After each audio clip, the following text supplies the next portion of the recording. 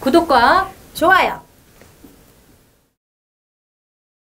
안녕하세요. 요양보호사 선생님들, 요새 코로나 때문에 너무 힘든데 요양 노동 상담을 유튜브로 우리 선생님들을 만나기 위해서 이 자리에 이렇게 모였습니다.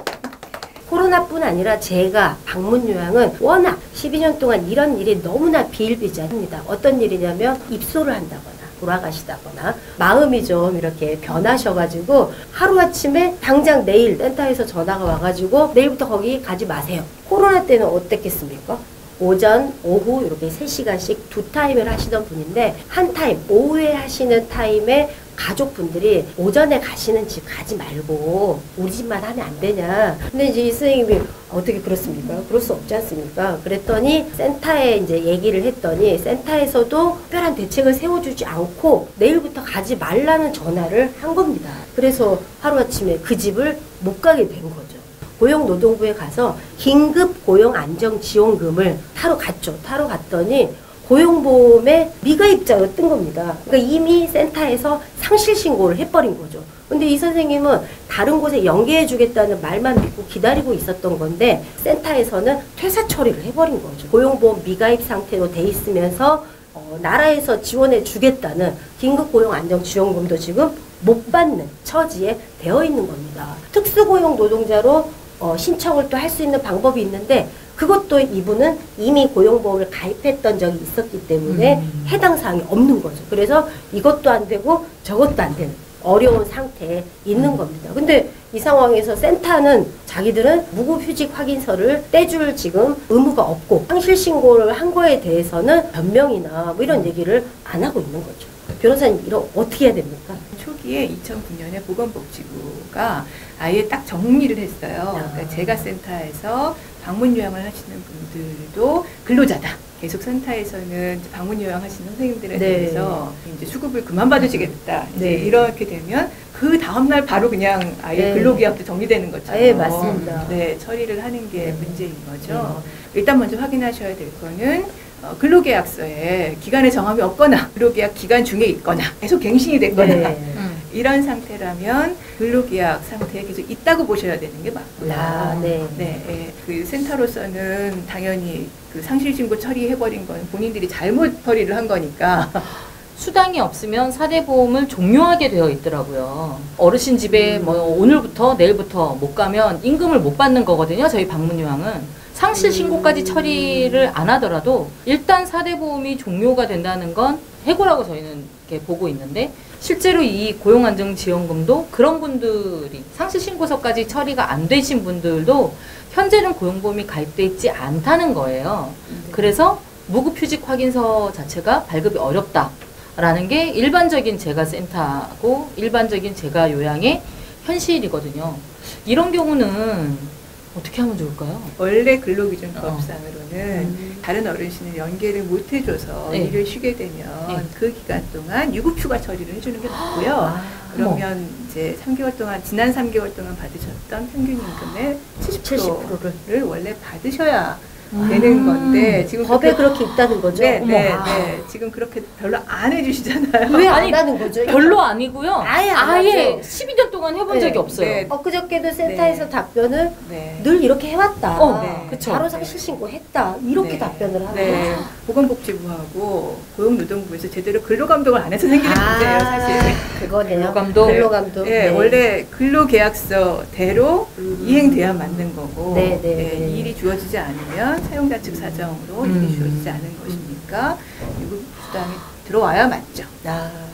그리고 이제 지금과 같은 상황에서도 이제 코로나19 사태로 경영이 되게 이제 어려워진 상태에서 이런 일이 발생했다면 사용자로서는, 즉 센터로서는 이렇게 70%의 그 유급휴가 수당을 요양보호사께 드리고 그 부담을 본인이 다 지는 게 아니라 정부의 고용유지지원금 요청할 수 있어요. 맞아요. 그러면 90%까지 줘요. 근데 이제 전체 임금의 70%만 주면 되고 휴업수당을 70%에서 90%는 정부가 지원해 주니까 결국 70%의 10%, 즉 7%만 센터가 부담하면 되는 거예요. 그러면 유급 처리가 다 가능해요, 지금.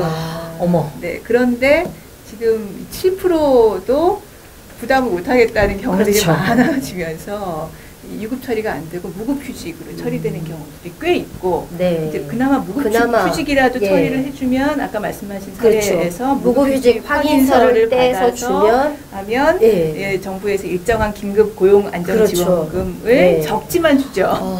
근본적인 하여튼 해결책은 네. 우리나라 요양보호 제도 자체가 민간 센터들로 유지되고 있기는 하지만 네. 민간 센터들은 요양보호사 선생님들을 그냥 일용노동자로 고용한 게 아니라 네. 그렇죠. 무기계약 그렇죠. 예, 또는 적어도 1년 단위 계약 네. 정도의 보통 네. 그 정도의 어느 정도는 안정된 근로관계에 따라서 그렇죠. 고용을 하고 있는 상태고 센터들이 그런 책임을 제대로 지도록 또 질 수 있도록 네, 제도도 보완하고 감독도 하고 네. 그런 방식으로 가야 되는데 그렇지 못한 게 너무 또 답답한 이 현실이 근데 이분은 이제 자진퇴사로 돼 있기 때문에 실업급여 대상도 안 되고 고용보험 미가입 상태란 말입니다. 이거 어떻게 합니까? 본인이 그만두겠어요 라고 이제 이야기한 경우에 이게 다 실업급여를 못 받는 경우는 아니고요. 자발적 퇴직인 것처럼 보여도 이제 고용보험법 시행령 시행 규칙이 있는데 그 상세한 규정에 들어가 보면 일이 없어서 구조조정에 들어가서 인력 감원에 들어간다든가 누구든 그런 사정에서는 거기 더 다니기 어려워 라고 생각되는 사정이면 실업급여는 받으실 수는 있어요. 자발적 이직으로 판단되지는 않을 것 같고요. 이런 상태에서 실업급여 지급 대상은 되시기는 할 거예요. 근데 이제 여러 가지 문제들이 있죠. 그렇죠. 일단 가장 먼저 떠오르는 거는 지금 요양보호사 선생님들께서 65세가 넘은 분들이 꽤 있을 수 있는데 아예 적용 대상이 안 돼서 못 받는 경우들이 꽤 맞습니다. 노조하고 함께 의논해서 요양보호사 노동조건 및 지위 향상에 관한 특별법 제정안을 이제 만들었는데요. 그 안에 사실 이런 근로기준법에 다 정해져 있지만 특별히 요양보호사 선생님들께 적용이 잘 안 됐던 그러니까 그동안의 고정관념을 좀 바로잡기 위해서 몇 가지의 특별 규정들을 저희가 좀 넣어놨었어요. 그래서 그 특별법에 이런 규정인 거죠. 가령 수급자 사정으로 급여 제공이 중단 또는 감축된 때에는 이게 지금 그 어르신께서 이제 뭐 입원하신다거나 이런 경우에요. 그럴 때는 사용자, 즉 센터죠. 센터는 요양보호 선생님들께 해당 근로시간에 대해서 평균 임금의 100분의 70에 해당하는 휴업수당을 지급하여야 한다. 라는 규정을 넣어놨어요. 사실 근로기준법에 있는 규칙하고 똑같은데 근데 너무 적용이 안 되기 때문에 요양보호사 선생님들께 적용이 안 돼서 특별법에 그런 확인 규정을 넣었고요. 조금 더 이제 진전이 된 거는 근데 이런 경우가 요양보호사 선생님들께는 굉장히 잦은 일일 수밖에 없어요. 이런 것을 장기요양보험에서는 아예 제도상에 이런 경우를 예상해야 된다. 갑자기 일이 끊기고 다른 어르신으로 바로 연계 안 될 수 있는 여지를 예상하고 요양보호사 선생님들께 빈 공간을 아예 이 보험기금에서 보장을 해줘야 이 제도의 운영이 안정적으로 가능하다는 거죠. 이게 충분히 예상할 수 있는 게 이런 일이 그동안 너무 많았기 때문에 그걸 근거로 충분히 그거는 너무나 마련할 수 해야 된다고 봅니다. 보건복지부령이 정하는 기준에 따라서 사용자, 즉 센터에게 휴업수당의 상당액을 지원할 수 있다. 그러니까 갑자기 일이 끊겨도 원래는 센터가 이제 요양보호사 선생님께 다른 어르신을 연결해드려야 되는 매칭을 해드려야 되는 의무가 있고 그동안 휴업수당 원래 드려야 되지만 드려야 되고 근데 이제 적어도 30일 안에서는 공단이 아예 그걸 좀 책임을 지자. 정부의 어떤 행정조치의 개선도 필요하고 조금 더 나아가면 법제도를 사실 이런 점들을 감안해서 만들어 놓으면 이런 문제들이 또 닥칠 때 저희가 다시 이렇게 고민하지 않아도 될 수 있잖아요. 법 개정까지 꼭 이어졌으면 좋겠습니다. 맞습니다. 말씀이 너무나 진짜 이렇게 속이 시원합니다. 앞으로 또 이제 여러 가지 다양한 주제를 가지고 저희가 이제 요양 유튜브 상담을 좀 진행을 좀 할 건데요. 그러면 우리 요양 종사자, 우리 요양 노동자 여러분들 힘내시고요. 우리 화이팅으로 한번 마무리 좀 해볼까요? 화이팅! 구독과 좋아요!